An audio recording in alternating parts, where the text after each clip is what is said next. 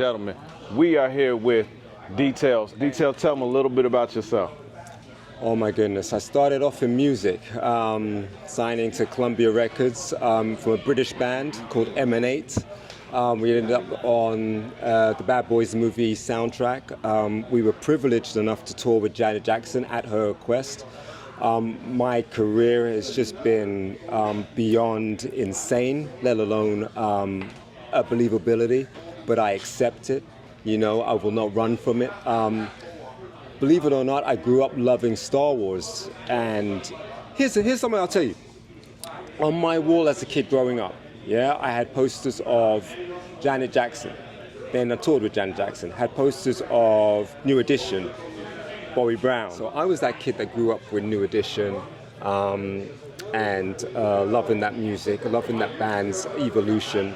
Was able to apply a lot of that stuff to the band Emanate that I was in terms of choreography, in terms of rap, in terms of the style. Then I had posters of Prince on my wall. God. Met the new Power Generation. You like all the people I like.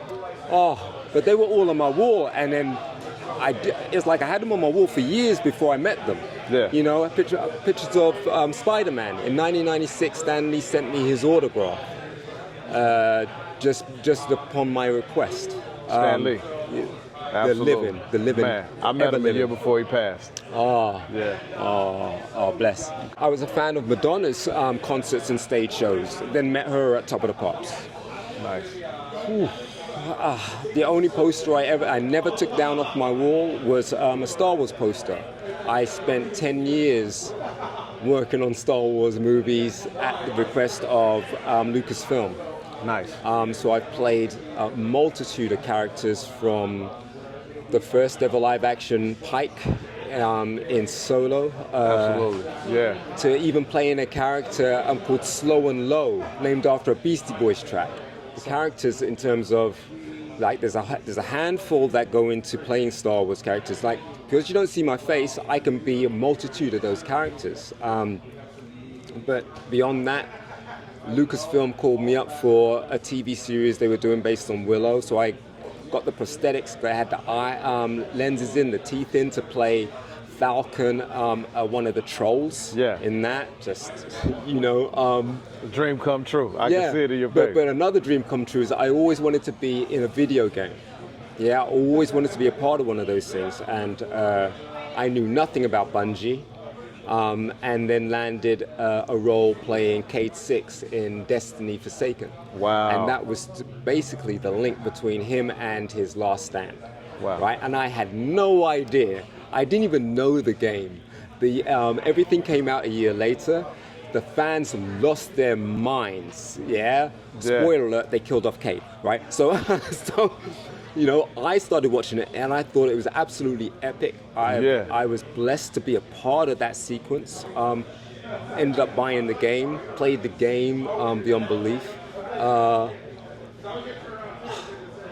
think everything that I've loved since I was a child, that inspired me to want to be an actor and be a performer, and to give those chills and thrills to children like myself when I was growing up. I have been able to do. Even today, a kid came in, his name was Josh. Yeah. Lovely kid, knows everything you could ever want to know about Star Wars. He blew my mind, I blew his mind, but then afterwards, I took him for a walk around. I took him for a walk around this place, and he was absolutely and you walk mesmerized. around. This place is crazy, ain't it? Yeah. But to do it with a 10-year-old, I mean, you guys look like grown-ups, but you're 10 years old. I'm a 10-year-old at heart, right? Yeah, right. We'll keep you young. So with this kid, this is what it means for me to be at these kind of events. I won't do the big ones because no one's got the time to talk. You know, this is incredible. Yeah. Because I was in Solo, he appears at the end of the movie, so I get to say I was in a movie with this dude. With this dude. Oh. And then we got this dude. Oh. Mark Hamill as Luke Skywalker, and this is a piece from Sideshow. So what did you think about this? Look, you're giving me goosebumps. I was on the set of The Last Jedi, playing one of these characters in the casino. Just all the creatures, all the aliens are in there. Man, that's a classic part of the movie too. Yeah, and Slowen Lo, he's the one that points out Finn and Rose. So he comes over and he goes, "Oh, those are the shuttle parkers." They zap him and he goes, "Oh." And that's me and 2 other guys who were operating my face, who have worked with Jim Henson. So I was in the hands of puppeteers, muppeteers, that I revere. And it was one take. One take. Yeah, and it's not like, I was like, can we do this a bit more? You know, we took ages getting into this thing, and now I'm just, okay. I don't want to stop. Hey, look at that guy behind you. Yeah. Yeah. Oh, nice. But here's the story. I was on set, I was looking at the monitor. I didn't have my head on or anything like that, just had the rest of the costume on. I'm looking at it, and on this monitor you can see how the directors are directing some of the other creatures, because some of the heads you can see out of, some of them you can't. So the extras need to know that if you see someone with a creature head on, move out their way, or just make it look natural. Yeah. So we were watching this creature walk across, and I knew he had an earpiece. And so he walked right up to the edge of the step and stopped. Then turned about 3 o'clock and then carried on walking, right? Someone comes up behind me and says, "Whoa, whoa." I look across and it's Luke Skywalker, right? Normally I can hide what I'm doing because my face is under a mask. Yeah. But this time I was kind of like, okay, I got to do my best acting here. I got to do my best acting. And so I literally explained to him what was going on the screen. And I told him that, look, these guys here, they barely can see what they're doing. They're taking direction blind by hearing someone in their ear tell them 12 steps forward, turn 9 o'clock, turn 3 o'clock, whatever, now start marching. And the trust that you've got to have with somebody in that situation is unbelievable. So the family and the connection between a performer and their operators is literally like that. Wow. You know, there's nothing I can take credit for without praising anybody who made or operated any of my suits. Amazing. But yeah, Mr. Luke Skywalker then said, "Wow, I wish someone would, I wish I had someone in my ear telling me what to do and where to go." And we had a laugh, and then he could sense everybody was watching, so he said, "Oh, God, I'll see you later." I'm like, "Okay, cool." He left it, and I was like, yeah, it's him. It's that guy. Yeah. But you know, it's not Mark Hamill, it's Luke Skywalker. That's who I know. That's I'm on Star Wars set, so it's Luke Skywalker. I can't call him Mark Hamill. It's that. Yeah. You know, it's that kind of love. Yeah. So anything to do with Star Wars, especially this era, this particular era is absolutely magical for me. Yeah, they do a great job with these scopes too, bringing that nostalgia to life. Yeah, so but what it is, it's like whether it's Star Wars, whether it's Marvel, whether it's DC, whether it's Lord of the Rings, the people who are making it know what moment it is that has the most impact, which touched them the most. And if it touches them the most, it's going to touch everybody else. But it's the quality and the time it takes to make it, the love. I mean, look, there's a statue figure over here with, what's his name? Colossus and Wolverine. You can't tell me you don't know what he's throwing him at. You know, and it's all over there. Yeah. But these guys, look. So I'm in my head, I'm like, oh, Colossus has just thrown him. He's gone straight through his belly. But it tells me that story because I know those moments. Well, yeah, you know those moments from watching the cartoon. Yeah, and yet somebody else does it and has made it with all this love. Yeah, with all that love, attention to detail. Yeah, that's you pointed out some real good stuff there. Yeah, and in your world, bringing those characters to life, I would imagine when you're behind and nobody can see you, you're really acting, right? Like a lot of movement is going on. You're not just sitting there static. No. It's when I'm on set, I'm in these costumes, and with most of us. But for me, when I'm in these costumes, they don't tell you what you need to do or how to move. Yeah, if you know Star Wars, you know how to move. If you know how to for example, in Solo, there's a moment where Quay Tolsite is, he's dragged Kira into his office, and he's about to chain her up. He's already chained up Han and Chewie, and he's going to capture these guys, and they're going to be enslaved in his little empire he's got running. Yeah. And so they said, okay, what we're going to do, you're going to put your key in the door, and then you're going to turn it, and the door's going to slide across. And I'm like, yeah, that's Star Wars, right? So they said action, I went like this, the door starts closing, and I did this. Yeah, and these eyes that were lit up made that effect. Look, you can give directors their props, but when you know what you're doing, you're actually helping the directors out, and you're actually helping out the franchise, you're helping out the story. You're not doing anything other than what the part requires, also what the type of character requires. Even with his movements, they were very, very sweeping at times so that they would look and turn, and it was always into something. And then I was also lucky and blessed to get a little Hasbro character of Quay Tolsite made. But the blessing really was, well, the absolute blessing was the fact that he's quite rare. Yeah, not many people have Quay Tolsite, the first ever live-action Pike. I mean, I have one or two at home, but someone came by yesterday and I got to sign it, and I was like, oh.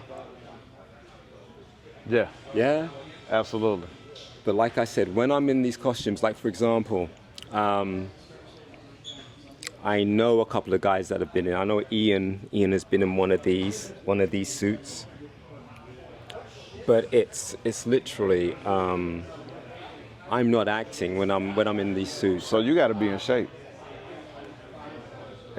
Yeah. Well, let's put it this way. Look, there isn't much of me. You're a lean guy. Yeah. But I'm the same size I was when I left high school. Good. Right? I was born. So you can sustain being in those costumes for a longer period of time. Yeah. But it's like, that's one of the secret perks, right? Here's a secret. If you want to be involved in the CFX business and you want to wear all these costumes, the one thing that will ensure that there's a possibility that you can do it is not panicking, not having a panic attack, not getting claustrophobic. It's like claustrophobic, yeah. Stunt people, stunties, they tend to have panic attacks, generally because they're losing their complete peripheral vision and some of their hearing. And they need all of those things for their balance and for the artistry, whatever it is they need to do. For us, being this size means I can wear a droid suit. I born a droid suit, right? So it's a dream come true. Wow. I've been this size and weight since high school. I went for a period of time where I was thinking, man, everybody I know has put on weight. They all just, I need to do that.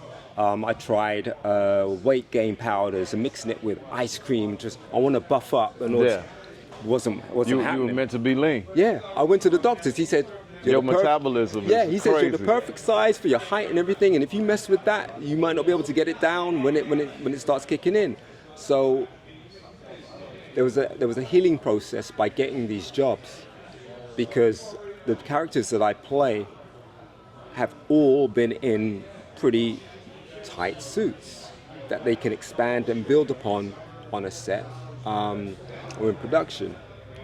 The next healing part was I went to the London O2 Arena when there was an exhibition on, and the exhibition was on one of the tiniest giants of all time, Prince. Mm-hmm. Oh yeah. And my favorite artist. Yeah.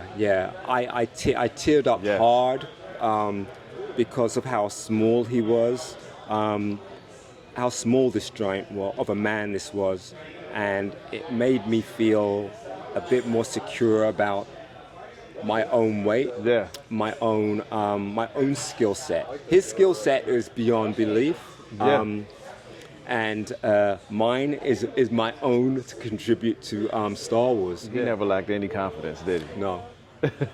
And when it came to the ladies, man, oh my God. Well, We can talk about that all day. well, there's this thing, you know. We're talking about friends, but he had this balance where music transcends the spirituality of love. Yeah. So love is transcendable to the point where you love everybody. Yeah. Yeah. Within music. Yeah. Yeah. When it came to relationships with women in those songs, it was always about the highest form of true love. Yeah. Yeah. Adore. My wife walked down to that. Adore. Yeah. Batman soundtrack is off the chain. That had Party Man. Party Man. Arms of Orion. Yes. What's the other one? Scandalous. Scandalous. Talking about you and me. Yeah. Sweet. Yes. And listen, Yeah. I used to work at Wembley Arena before I got into all the acting stuff. So I would see all the concerts from all the artists. And obviously, I guess that's where I learned my trade to apply it to the band that I was in terms of choreography. All right. When it comes to the type of acting you do, you call that CFX. Yeah, that's creature effects, which is separate from visual effects and special effects. With creature effects, it comes down to practical effects, what you can wear, how you and what it takes to carry what you're wearing. Some of it might just be clothing, some of it might be a head, some of it might be a head with mechanics in it, which can always affect whether you can see, whether you can hear. If you can't see and you can't hear, you've got someone in your ear telling you where to go, and you're playing that trust game. And yeah, the trust has to be there, otherwise you can go off the reservation. Indeed. All right, man. I appreciate that.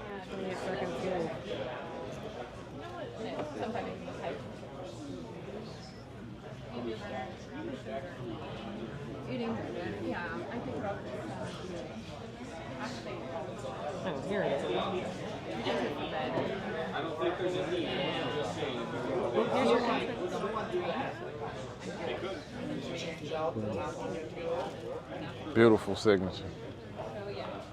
Oh man. That's for you, yo. Yeah.